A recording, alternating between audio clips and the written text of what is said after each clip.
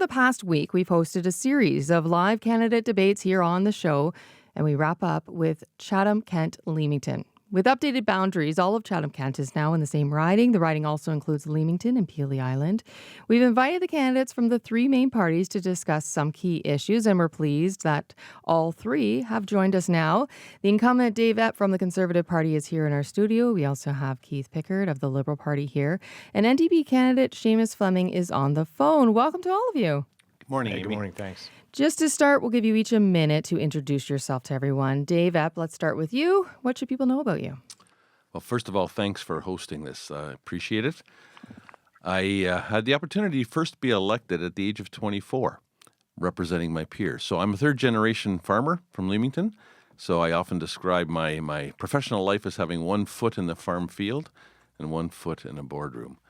So beginning with the Essex County Federation of Ag, and then successively holding positions in succeedingly higher levels of government, much time on the interior processing vegetable growers, had an opportunity to chair a provincial Crown agency. When my girls hit their teens, I promised my wife I'd be home a bit more, and so did some work with the municipality. And so that has been kind of my governance life. I spent close to 40 years on various organizations representing my peers at the time. At the same time, having been involved in the agri-food industry, that experience holds me well now as I'm in Ottawa.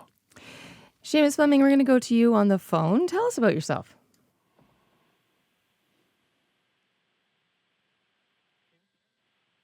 Just checking to see if Seamus is there. Seamus, are you there? Well, while we wait for Seamus to hear us, or maybe we need to call him back, Keith Pickard, your turn. Introduce yourself to listeners. Hey, good morning. I'm Keith Pickard. I'm born in Chatham, Ontario, and I raised my family in Leamington, Ontario, both ends of the riding. I'm a businessman. I built several companies in the region, and I believe that we need a different look at government right now. I think we need a member of parliament that is working in the riding to create jobs in the riding. This is the most critical election of our lifetime, without a doubt. We're facing challenges in this election like none other, and the work needs to start at home. It's political footballs that have been thrown around in Ottawa for years. They're going to be thrown around for years to come. But what we need is boots on the ground. We need somebody in the riding working to ensure that we grab infrastructure dollars from the federal government and bring those infrastructure dollars back to Chatham-Kent Leamington. Without a doubt, we need everyone to get out to vote and understand that this election is going to change the landscape. Seamus Fleming is on the phone. Tell us about yourself. Yeah, thank you so much for having me. So in other interviews, I've spoken a little bit about how I've helped with healthcare legislation, bringing cancer testing to small towns and rural areas. But what I haven't mentioned is that I've also helped in journalists getting their fair share from Google, just especially since articles are published online. They don't make as much as they used to compared to paper newspaper. I've also helped people getting affordable housing and also on international issues. I'm also a master's student researching farmers in rural areas and politics. And lastly, I just think it's really important regular people who face inflation and changes in the market run for office. Thanks so much, Seamus. Our first topic we're going to talk about today will be introduced to you by a voter CBC News met in downtown Chatham earlier in the campaign. Here's Jamal Lewis. Sometimes it's hard to even have groceries. It's hard to even eat. And I'm looking at third world countries and I'm wondering, am I going to be in a third world country? Sometimes I come downtown and everything is shut down. I'm scared that the whole place will be shut down because no one has the means to pay for what they need to be paid for. Seamus Fleming with the NDP, we're going to go to you first. You can address Jamal's concerns. What does the NDP make, how can they make life more affordable and help those who are struggling? Yeah, that's an excellent question. So the main areas people are hurting in cost of living is housing and groceries. We know grocery stores are gouging us. Just look at their quarterlies. Profit margins have doubled in the past 10 years. Farmers and suppliers are charged ridiculous rates to sell their products. We tried to pass a motion to expose the margins and fees for sellers, but the other parties didn't let us. We want to cap grocery prices and remove sales tax on food and essential items. Thank you so much, Keith Pickard. What are the Liberals offering people like Jamal who are worried about paying their bills and expenses?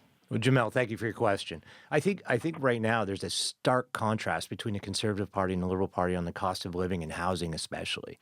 The Conservative Party wants you to believe that the open market is going to build houses, that developers are going to come in and build affordable housing. Developers are worried about their bottom line as well. What the Liberal Party understands in this election, more than anything else, people are struggling out there. And what we do need to do is build affordable housing, and the government will lead the way. They will take over some of the housing industry to ensure that there is affordable housing in the riding, and we're not going to let the open market continue to control. The Conservative platform says let the open market control housing. For decades, the open market has controlled housing. It doesn't work. We need intervention. We need the government to get involved, and that's why Mark Carney and the Liberal government will invest $30 billion in the housing industry and invest another $8 billion in low-cost, low-interest loans to developers. Dave Epp, what's the Conservatives' plan for addressing the affordability crisis affecting so many people? Question focused on food, so let me start there.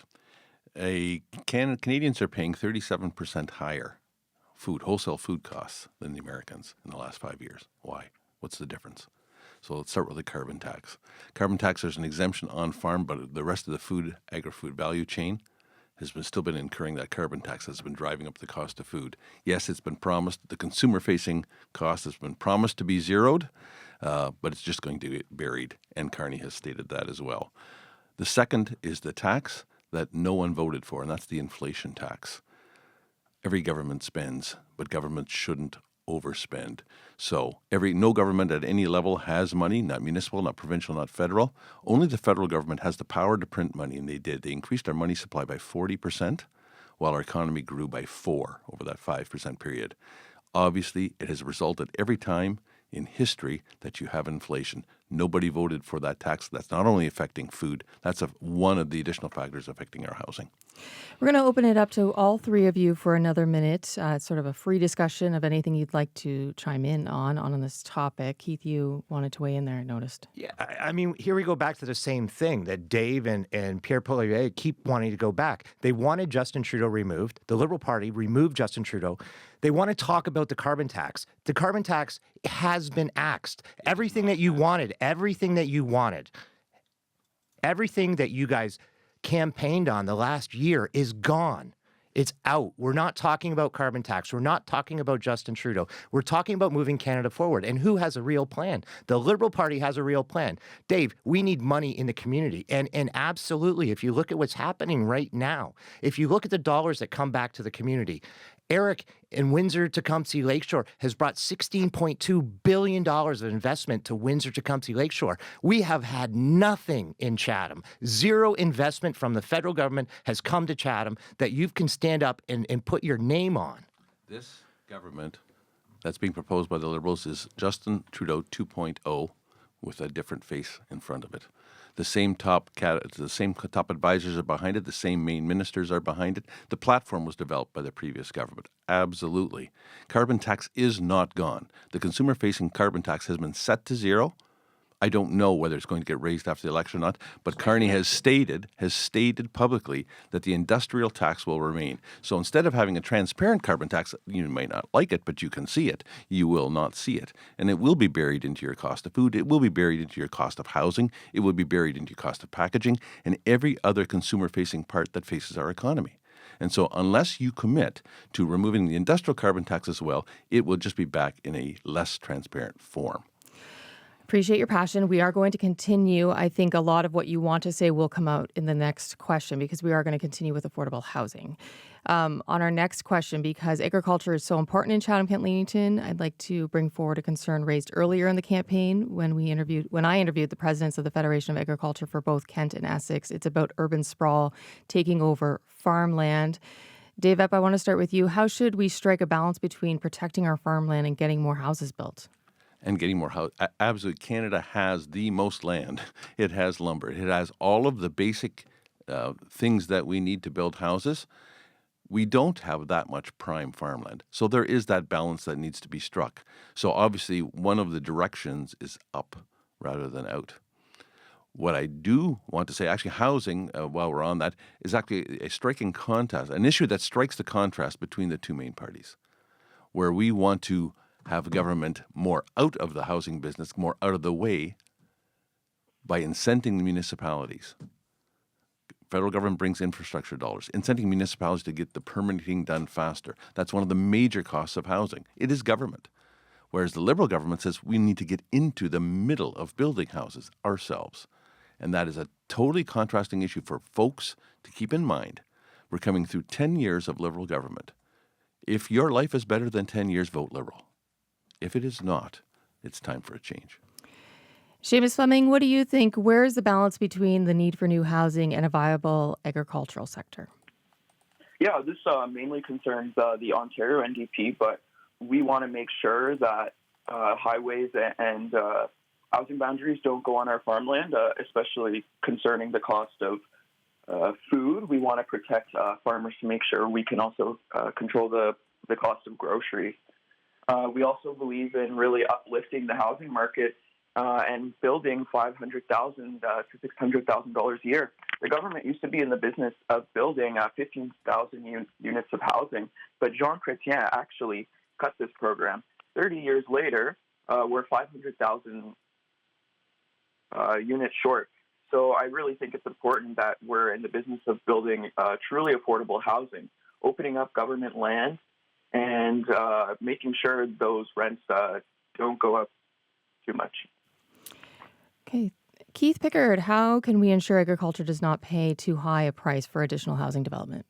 I mean, to start with, the agriculture is huge in this riding. And, just yesterday, the Canadian Fruit and Vegetable Fresh Growers of Canada basically endorsed the Liberal platform, said it's both in alignment with them. When it comes to affordable housing and agricultural land, yes, we do need to build up, not build out. At the same time, what we do is we talk about free market and we talk about what's happening in our riding. Again, zero infrastructure dollars for housing. Nothing is coming in major programs. Where our member, the riding next door, Eric has brought $34 million in federal funding to the Meadowbrook development for low-cost housing. He's refurbished. The federal government has helped assist refurbish another 100 units of low rental housing. Wallace Woods in Lakeshore received $36.8 billion to create infrastructure under the ground, which, by the way, Dave Epp opposed and voted against the bill in the Accelerator Housing Fund. So we're talking in Lakeshore. The federal government came in and is investing in infrastructure underground. We're going to build 13,000 homes in Lakeshore, 2,500 which are affordable housing. So, I mean, the stark contrast is let the open market that's done housing for decades, that our member of parliament voted against an accelerator fund to invest in infrastructure for our communities. Let me get in there on the infrastructure. We are going to open it now for all three of you for a minute. I just want for listeners to understand that you're both agreeing that housing should be built up and not out. You talked a little bit about the Accelerator Housing Fund, and you touched on incentivizing municipalities. So I'm going to turn, the floor is open now, so whoever wants to jump in. So the Accelerator Fund, a condition of receiving funding was that Ottawa knows best on where to build what kind of housing. One of the conditions was that fourplexes should be allowed everywhere. The people in the best position to know what should be built where in your community are your local municipal officials. There's a reason we have a confederation with 3 different levels of government. That's what I'm talking about. Government knows best, Ottawa knows best, versus incenting municipalities to speed permitting, to get more out of the way, to unleash the private sector. We built less homes last year than we did in 1972 when we had half the population. I do want to flip over to agriculture, though, for 1 second, because that led into this discussion. We are an agricultural powerhouse here in southwestern Ontario. What we have not done enough of is actually support and incent our value-adding process. The greenhouse industry is a phenomenal industry. It's very innovative, and they're largely going direct to market. But a lot of our other commodities, our food manufacturers buy 40% of our production. 60% gets exported in its raw form. We need to add more value here that puts us, just in one sector of our economy, in a much better position vis-a-vis our Trump U.S. economy. Dave, I get it. And you're voting against things on a broad scale. But look at it. Last night, you stood in front of a crowd of people and said you did not support Pierre Poilievre, that you were disappointed in the platform of the Conservative Party, Those were things that you said a crowd of 100 people last night. The bottom line is you don't agree with your own party's policies. When you don't agree with your own party's policies and you don't support your leader the way you thought you should, I mean, at the end of the day, we need a member of parliament that has a voice and isn't silenced in Ottawa. And I mean, you can look at these policies and you can look at housing. The housing strategy that you're talking about hasn't worked. The federal government came in and instead of coming up with ideas, you've come in and said, no, no, no. You voted against the government. You voted against the government every single vote in the House of Commons for the last 6 years. You voted against the government, and at the same time, you haven't brought a single dollar back to the community in an infrastructure program. Not one. Is that true? Do you not support Pierre Poilievre? Exactly. I'd love to play the tape from last night. And so that is not the case at all. Do you support Pierre Poilievre and what he's proposing? I most absolutely do. Every party is a Y10 party. Every party goes through a Y10 process. We just had the Liberals boot out their leader. So that's what you asked for, Dave. That's right. And it was well over time. And you brought in a carbon copy. All carbon Carney copy. It's 2.0. Carney was hired by you. Carney was hired by the Conservative government. This is interesting. The tape would be loved to be played last night because this is a perfect example of the difference in Liberal representation versus speaking openly and honestly in It is openly and honestly, Dave. Absolutely. Last night you stood in front and you said you were so disappointed with the Conservative platform. That's not what I said last night. You did not say that, Dave. No, I did not. Absolutely. Dave, Play the tape. Absolutely. You absolutely said you this were would be very, very disappointed. interesting. Folks, call in. That whoever was at USB Club last night, call in. They can call in. I'm going to go to Seamus. He's on the phone. He hasn't had a chance because he's not here seeing the fire go. Seamus, do you want to weigh in on this? Were you there last night? No. I think it's just a bit funny. There's a reason the NDP says Liberal Tory, same old story. They either cut the taxes for the rich or give them subsidies. I don't want to choose between a Goldman Sachs investor and a career politician for Prime Minister. I think we should uplift the people and provide good jobs and good wages. Because we're tight on time, we're going to give you each 30 seconds to give your pitch. But this has been an incredible debate. We're going to start with you, Seamus, since we have you going here on the phone. Why should people vote for you in the NDP? Yeah, that's great. I would say one thing about union people is that we know how to negotiate a deal. We can either make a fair deal with the U.S., and we made a deal with the Liberals before, and we can do it again. Thank you very much. Keith Pickard of the Liberal Party. Listen, this election is the most important election of our lifetime. But without a doubt, this election is going to shape our future. It doesn't matter how you voted in the past, Conservative, NDP, Liberal, Green, People's Party, does not matter. This election is about a negotiation with Donald Trump. Mark Carney has the respect of Donald Trump, and he will negotiate the best deal. That's the first thing Canada has to do. Once we get that deal, we need to focus on the economy in Canada, and we need to focus on saving our jobs. We need to focus on protecting our economy. We need to focus on protecting our families, and we need to focus on protecting everybody in the community, and that means work at home. And Dave, for you of the Conservatives, why should voters choose you again on the ballots? I've had the opportunity for 5.5 years to take the voices of Chatham-Kent, Leamington to Ottawa. That was my primary commitment, has been my primary commitment, and will continue to be. Secondly, my experience, which I have demonstrated in Ottawa, has had an impact on national policies in the role of the opposition, and I look forward to, under a Pierre Poilievre government, being a voice around that table to bring policies that not only benefit Chatham-Kent, Leamington. That's not pork barreling that's been put forward by my colleague here, but it would affect all of Canada. It's a great honor. Conservative Dave App seeking another term. We also have Seamus Fleming running for the NDP in Chatham-Kent, Leamington, and Keith Pickard of the Liberals.